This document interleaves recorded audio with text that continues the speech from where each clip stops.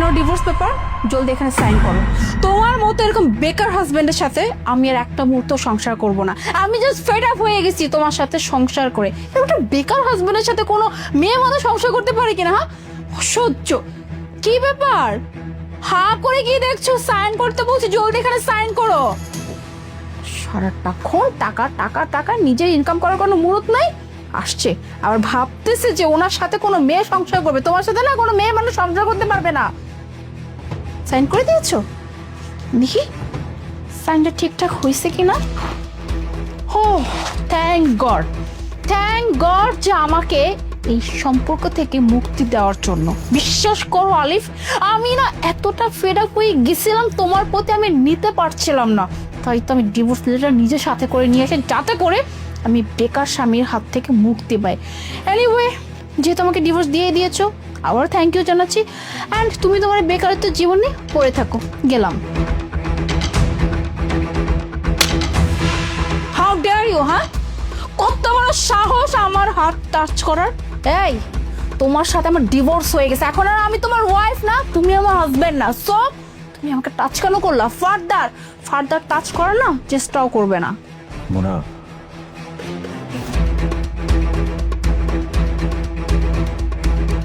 আবার কি বলবে? হ্যাঁ, এতক্ষণও কি লজ্জা হয় না? এতগুলো কথা শোনার আসলে লজ্জা হবে কিভাবে? এরকম বেকার স্বামীদের না চামড়া গন্ডারের মতো মোটা থাকে, তাদের লজ্জা শরম বলতে কিচ্ছু থাকে না। যাই হোক, তোমার সাথে কথা বলার বিন্দু মাত্র রুচি আমার নাই। আমি ডিভোর্স পেয়ে গেছি, ব্যাস। এখন আমি আমার লাইফটা সুন্দর মতো লিড করব। আমি এই সংসারে আর একটা মুহূর্ত থাকতে চাই না। তুমি তো আমাকে ডিভোর্স দিয়ে দিচ্ছ, সবকিছু তো শেষই।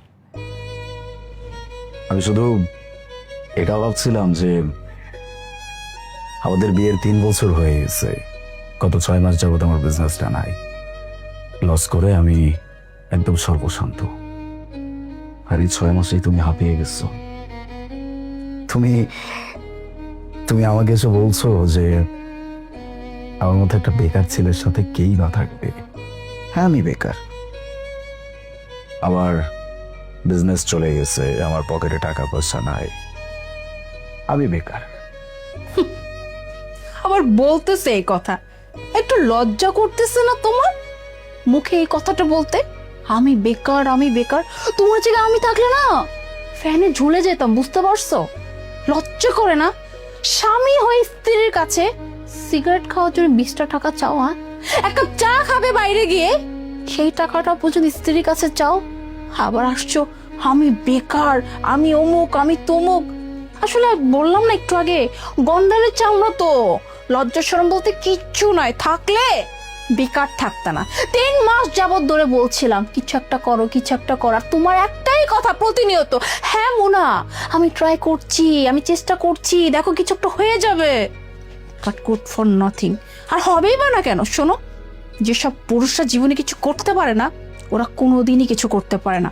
আর সেই সব পুরুষদের মধ্যে তুমি একজন। জীবনে কিচ্ছু করতে পারবে না, আর সংসার, স্ত্রী, এসব তোমার ভাগ্যে নেই, কেমন? সো থাকো তুমি তোমার এই বেকারত্ব জীবন নিয়ে, টোটো করে ঘুরে বেড়াও। দাঁড়াও,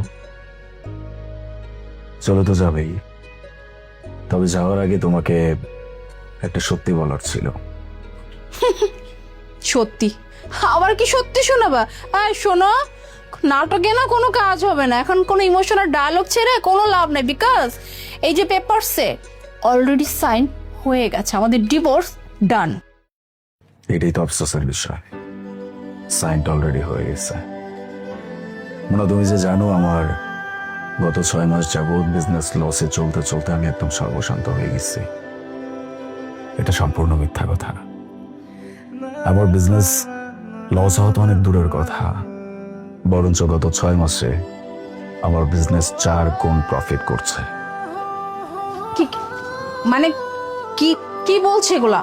মানে ব্যবসায় 4 গুণ প্রফিট, ভালো চলতেছে, তুমি না বলছো তোমার কিচ্ছু নাই, তুমি নিঃস্ব। তাহলে ব্যবসা কোত্থেকে আসলো, প্রফিট কোত্থেকে আসলো?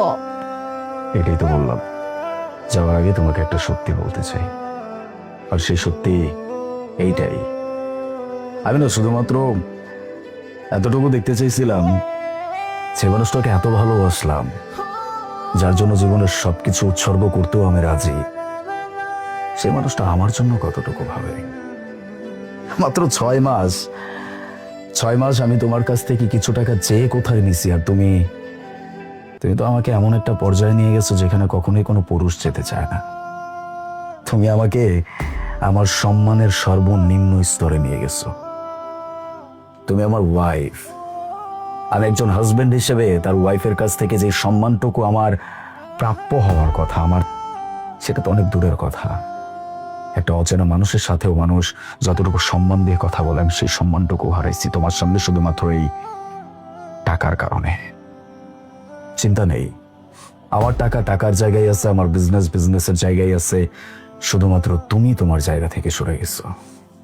দরকার ছিল এটা, আমি এটারই অপেক্ষায় ছিলাম। অ্যান্ড ওয়ান মোর থিং, তুমি আমাকে ডিভোর্স দিয়ে যার সাথে সংসার পাতার চিন্তা করছো, সেই মানুষটা আর কেউ না, আমার বন্ধু। মানে কি বলছে এগুলা? অবাক হচ্ছ? 1 মিনিট। আপন,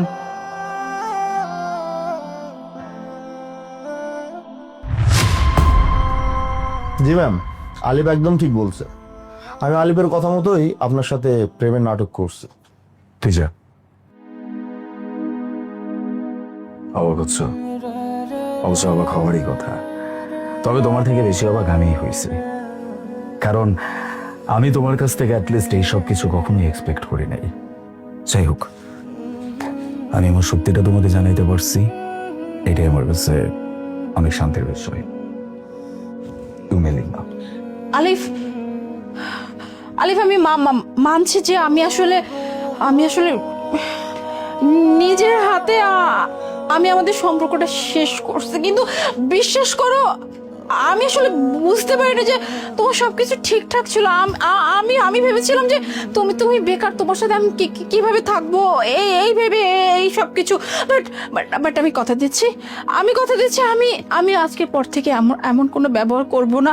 আর আমি সত্যি তোমাকে ভালোবাসি। আর ডিভোর্সের সাইন হয়েছে তো কি হয়েছে, প্রয়োজন পড়লে আমি এই ডিভোর্স পেপার ছিঁড়ে ফেলবো, সবকিছু শেষ করে দেবো। তুমি শুধু আমাকে লাস্ট বারের মতো অ্যাকসেপ্ট করে নাও প্লিজ, প্লিজ আমাকে ছেড়ে দিও না। তুমি বুঝতে না পারলেও আমি বুঝতে পারছি যে আমি একটা ভুল মানুষের সাথে এতদিন ছিলাম, যেটা আমি আর কন্টিনিউ করতে চাচ্ছি না। বাই দ্য ওয়ে, অনেক ভালোবাসার মানুষ ছিলে তুমি আমার। আমি তোমার সামনে বেশিক্ষণ দাঁড়িয়েও থাকতে পারবো না। আমি অফিসে যাচ্ছি, বাসায় এসে যেন তোমার এই মুখটা আমার কখনো দেখতে না হয়।